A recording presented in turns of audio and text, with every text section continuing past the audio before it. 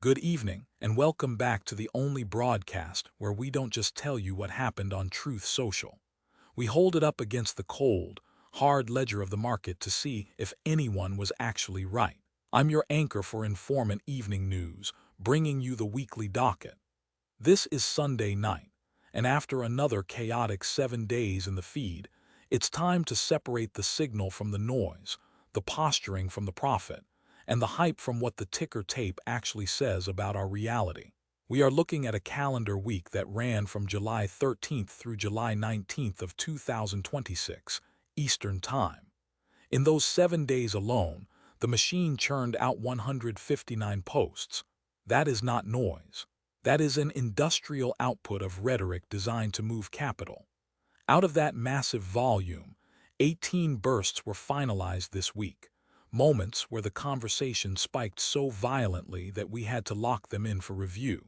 And if you want to know the cryptographic signature of this entire era of volatility, here it is, straight from the source. The registry chain head is 9149AD96F0DB. That hash seals the week's activity into the immutable record.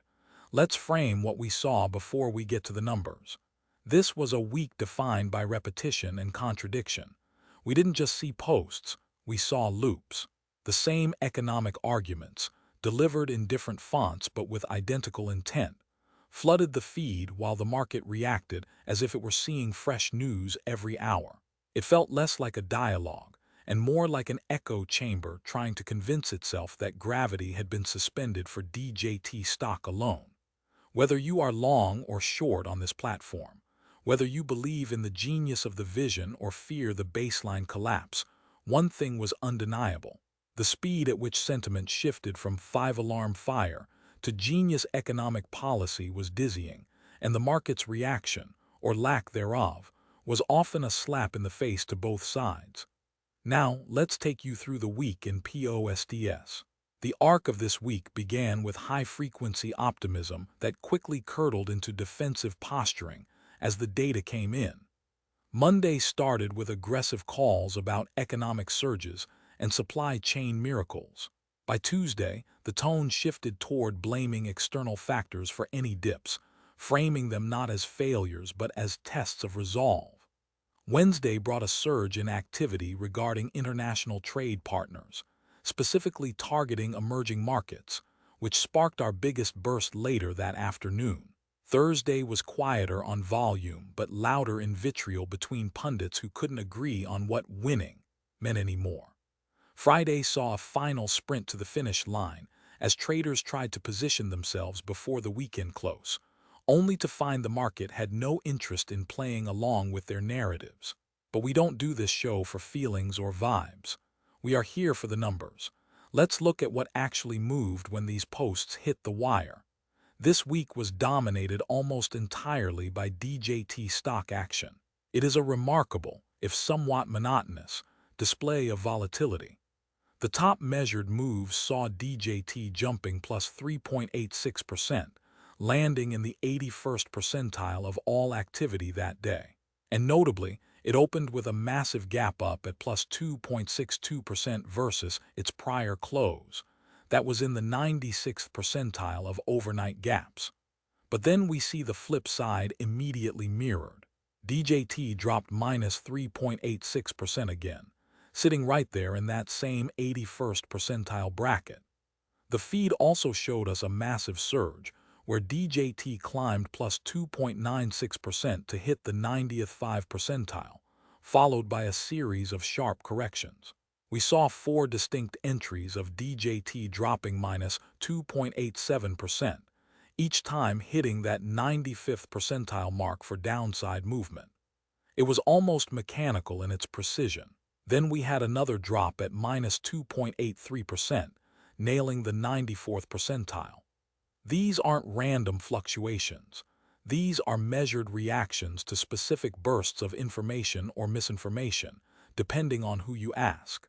But if there is one moment that defines this week's volatility, it is our burst of the week.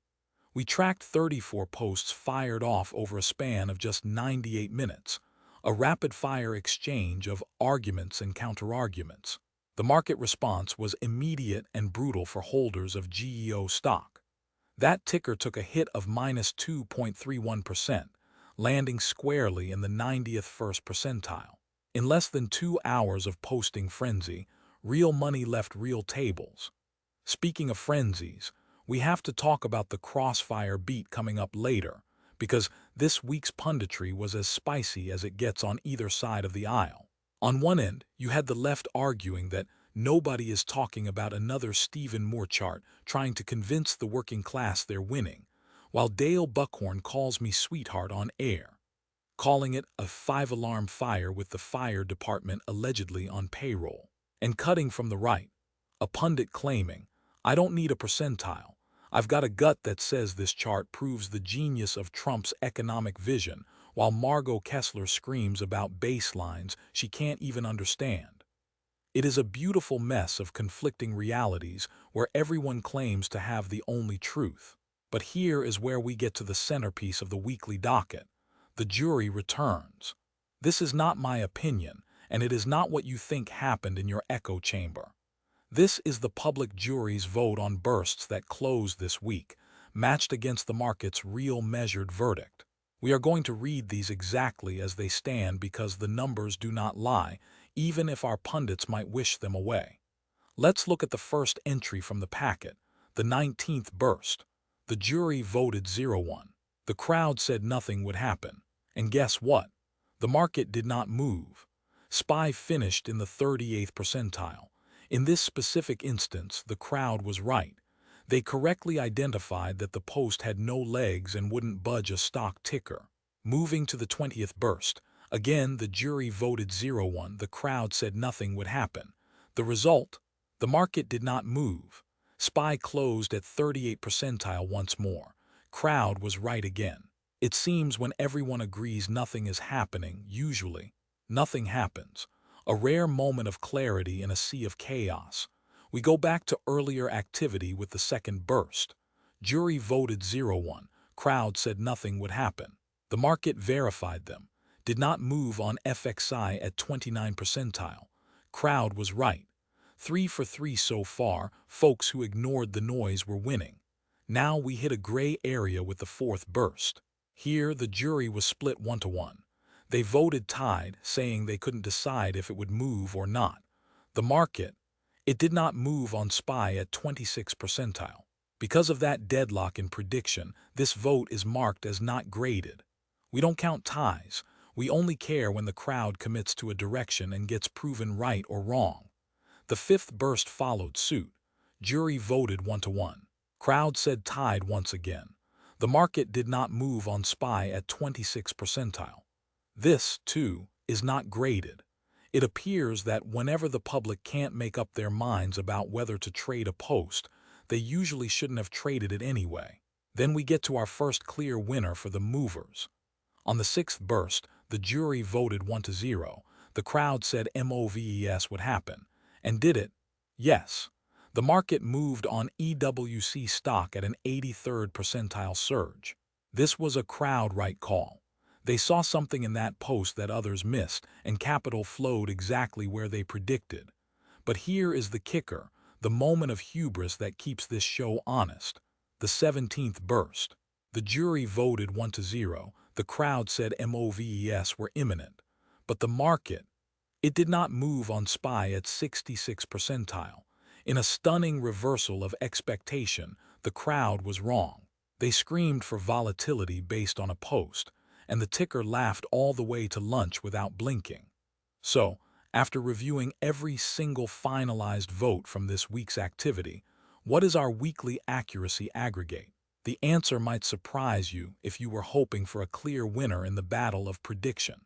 According to the official tally, weekly jury accuracy was not enough scored votes. 0 out of 0 graded, with a minimum requirement of 5 votes to score. That means that despite 18 finalized bursts and hundreds of posts, our public jury failed to generate enough definitive predictions, enough moves, or nothing calls, to even register an accuracy rating for the week.